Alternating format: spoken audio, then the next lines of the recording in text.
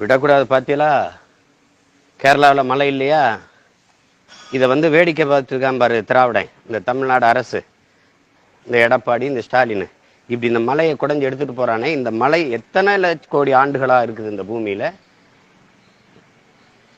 சொல்லுங்க, எத்தனை லட்சம் கோடி ஆண்டுகள்? இது இன்னொரு தடவை இந்த மலையை நம்ம உருவாக்க முடியுமா? இதை உருவாக்க முடியுமா? எவன் நினைச்சாலும், எந்த அதிகாரத்தை வச்சாவது இதை நிறுவிட முடியுமா?